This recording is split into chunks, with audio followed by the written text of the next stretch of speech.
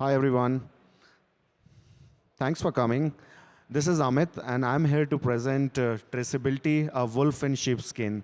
The title might sound like pretty vague, but along the presentation, we'll see how we're going to do privacy and compliance together on EVM, on Ethereum. I'm a founder of Labyrinth protocol. So all of this, the research which we're going to see, all of the implementation is on testnet. Do check it out and let me know. My Twitter handle is in the bottom, Amit, CHAX. Beside being a founder, I'm also a fellow at University of Warwick. And I've been there with like nice people taking care of AI and blockchain together. Thank you. So let's talk about the sheep, right? The sheep is like, I'm traceability. Like everybody loves the sheep. Why? Because it seems harmless. You go to our Ether scan, that's what the sheep is. That's where the sheep lies. Every transaction is immutably recorded there. Everything is out in open. It looks pretty nice. Our wallets are out there in open. Pseudo-anonymity is right out there, but not anymore. Why? Because it's a wolf disguised in the sheep. Because what this wolf can do, your data lying around on the blockchain, it can be misused. It can be misused for your personal details. Ever you can think like what you are leaving on the public blockchains are the crumbs, which can be picked anytime and later. And all our pseudo-anonymity is getting de-anonymized in some centralized servers, and you can't do anything about it. There is no right to recall on blockchain because of its immutability nature. And it creates a privacy nightmare. A lot of things which cannot be done on public blockchains because of this cute, nice little sheep out there. It's clearly, it's an open secret. Your wallet is an open book. Your account balance is public.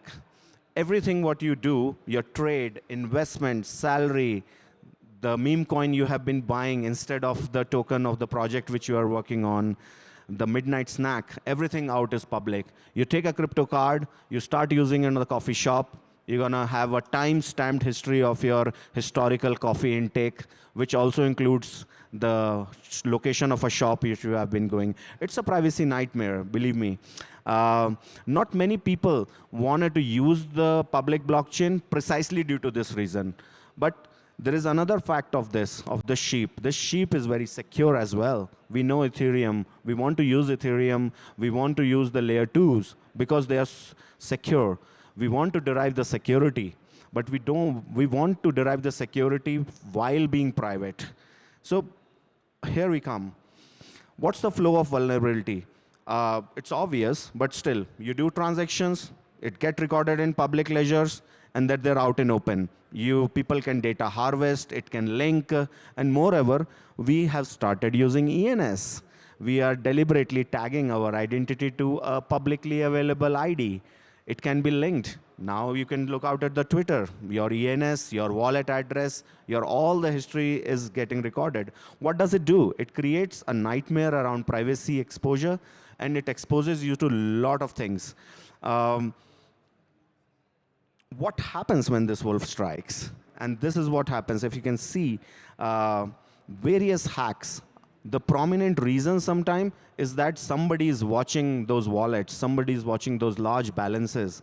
The accounts are public.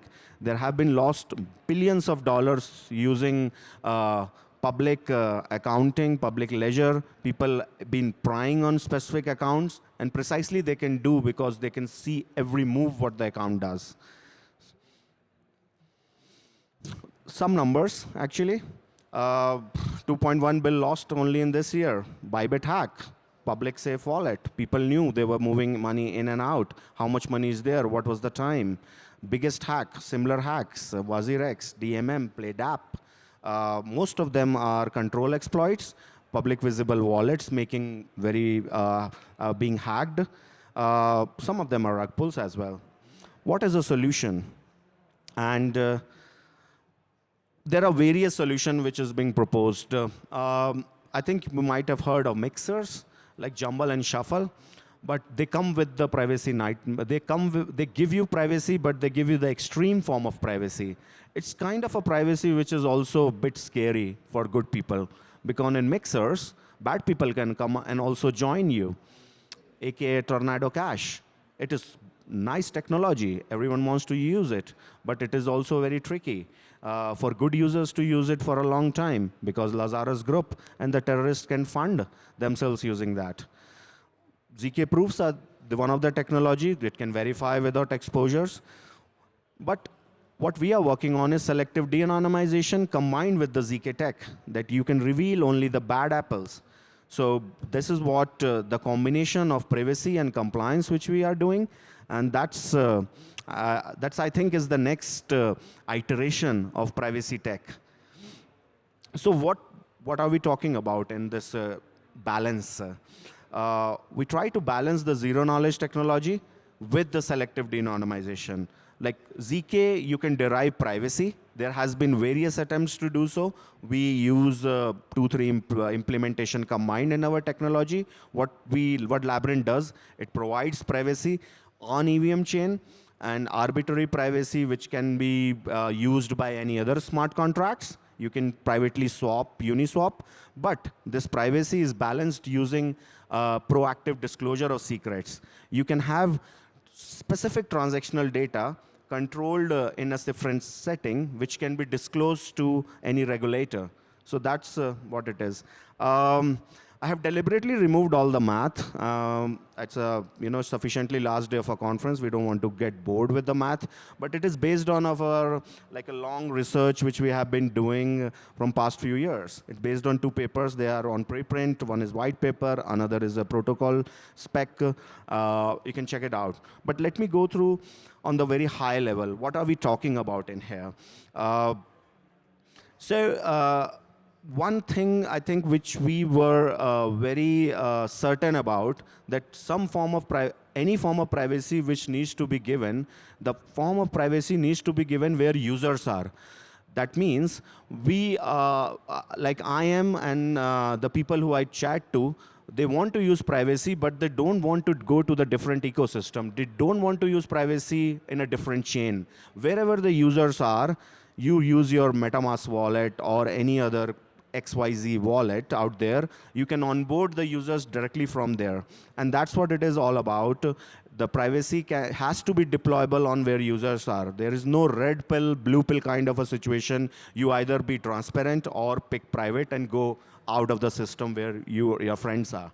So that's how it begins, onboarding through the regular cryptographic curves, and then the user comes in through in a protocol, which is a protocol based on zero-knowledge technology. It's a combination of a classic protocol like Zero Cash, in which Zcash protocol is based. So essentially what it does, it runs a mini Bitcoin UTXO-related structures within the EVM structures. Because with smart contract and zero-knowledge, you can do so. The cost is a little bit high, but we have hyper-optimized the cost in that. But that's not the end of it. If you implement that in an EVM-compatible way, you can now interact with any publicly deployed smart contracts. For example, the Uniswaps, the staking, lending, multisig, Bash transfer, they all can interact with this middleware infra and make the transactions private. Bit of an, again, a very important point in privacy in here about gas fees. It's a non-trivial exercise to pay fees in privacy protocol, because you want to be private, but Ethereum allows the fees to be taken from your public account, right? So what we have also done, and that's there in the white paper as well, is to combine the account abstraction within the privacy domain. That means, imagine you have a private account. This is one of the private account which you can transfer and do this arbitrary smart contract calls. Then you can also pay the fees privately using account abstraction. The last part, which I'm going to expand in next few minutes, is about balances of compliance. Because all of this is what enables people going dark. Like once you enter the system, there's no way you can break the cryptography. It's quantum resistance, FYI, and see like who is doing what inside this. So what we implement is a decentralized compliance mechanism. We are like completely against the phenomena of KYC, because what KYC does is stores your data. It's a centralized mechanism. We are here to have like permissionless entry to the crypto or the world of Ethereum or the world of blockchain, and KYC is completely opposite. So what we have done, and that's the second part of our research, the second paper which you saw earlier, is to have decentralized compliance, which is the selective disclosure of secrets happening within this multi-party network. I'll go through the very brief overview. What is this selective de-anonymization? Why it is a better part to privacy and compliance together. The basic design principle in this is privacy should be non-negotiable. By default, user shouldn't have to expose every transaction just to say compliant. That's what the driving thesis is. But we also want to have some accountability in the mechanism. That means regulators, if they demand certain accountability, how can we make it happen? So what selective de-anonymization network does is, it's private by default for honest user, but it gives a way to have disclosure of data or disclosure of your private actions when there is a suspicion going on through one of the entity which you trust. That means there are multiple parties in the system, guardians and revokers, which we call, which can make the legitimate transaction hidden and illicit transaction get uncovered using this protocol. I'll go through the very high level again. What's a decentralized compliance network which we have built? This network operates within independent revokers and guardians. What's the problem statement? We go back, if you remember the previous slides, we showed that all the users might not be the good users. So you can see on the slide some of those red users. Those are like, can be malicious actors, can be Lazarus group, can be the hackers. But what is the privacy protocol does? It hides all the transactional graphs, the next picture, right? But these people are doing some transactions inside this privacy protocol. We want to decrypt only that data. And that's where the revoker comes in. The protocol enables user to actually give enough guarantees or enough commitments to the revoker which the user can choose. And those revokers, if they suspect that user is doing something, can request the network. And the network is the guardian network, which you call. It's a permissionless network, set of nodes built on the zero knowledge MPC threshold network, which can request, the revokers can request to the network, look, this is the transaction hash, which is completely private, but I want some details of it. Like I want the transaction graph, like the red thing which you just saw. So the network can return the decrypted transaction data. But there are critical features which we also implement about accountability. Here in this system, in this graph, the revokers cannot get the data, as you can see, without passing through the network. And this network also cannot see the data independently without getting a request from a revoker. And these revokers, remember, are chosen by the user. So user has full control. It's like what we can see is that as user-owned privacy. User have a full control who to delegate this responsibility of decryption or de-anonymization. But remember, these are three-party system. Everyone has accountability in it. So just to summarize, like, what are the agents which we are looking in this network? The revokers, they initiate request, and the requests are verifiable, and they are public. That means you cannot be decrypted in the public. there cannot be any surveillance-like state, because when the revoker, the one you have chosen, posts the request, it's on the public bulletin. So anyone can see. They can be entities like chain analysis, TRM lab, or maybe some DAO, but they are chosen by the people or the users of the protocol. And the guardians here vote or approve the de-anonymization. It's a kind of a threshold network, but with much more properties associated. And remember, guardians cannot see the transaction detail. One of the great analogy in this system is like an onion. Think of your data as the center core of onion, and one layer are the revokers, which the inner core or the user chooses, and there are multiple layers of the onion. You see that onion layers, and these layers are guardians. So when the request comes, the unraveling of data happens, and even if all the guardians come together, the inner core is guarded by the revoker. And then the revoker chooses to decrypt and pass on the information privately to other. So that's how this works at a high level. So what are the core properties of the decentralized compliance? Because privacy we have given through the zero knowledge implementation on EVM. The first major property which the network derives is accountability, accountable privacy. User do face de-anonymization if they act maliciously. That means any misbehavior or a suspicion of a large hack or very illicit funding can lead to loss of privacy. So good users are satisfied that bad users are gonna be decrypted and they are gonna be shelled out of system. That's how it works in equilibrium.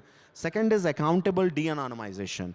That means revokers are responsible to decrypt, but they cannot decrypt anyone in hiding. There has to be a public request. There cannot be hidden unauthorized actions. And guardians cannot reveal the transaction data of the users, because user trust guardians to keep the secrets, not to reveal the secrets, but not to see the secrets. So this is a very specialized network which makes it enabled. And the third part, and that's again zero knowledge combined with the MPC, is the non-fabrication. That means honest user cannot be falsely accused. What's an example?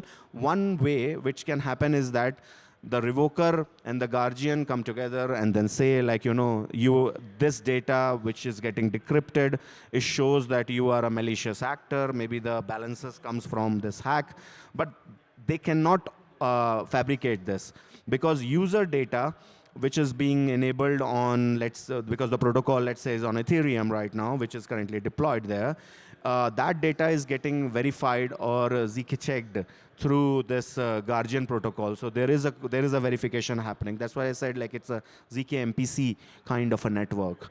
Yeah. We are on testnet. Check it out. I think you cannot see, but it's like a privacy decentralized compliance explorer, where you can see some of the hashes which goes through the transactions, some of the transactions and some requests. Labyrinth is on testnet. Check it out. We have integrated some of the major protocols like Uniswap, Aave, Curve, and others. You can do transfer, sending, liquidity staking, liquidity pool management. It's all the wallets are being supported. It also supports ENS. You can send money to someone using the ENS, right? If you know the other person's ENS. Actually, it's also based out of SDK. So what we are planning to roll out SDK pretty soon, so that other builders can develop upon it, build their own, make their own smart contracts private on where they have deployed that, and it comes with inbuilt compliance attached, which is this DCOM network. So that's how it balances privacy with compliance. Yeah, check it out. It's we have been doing it for 1.5 years, and it would be super nice to get a feedback. Yeah, are you ready for a transformation?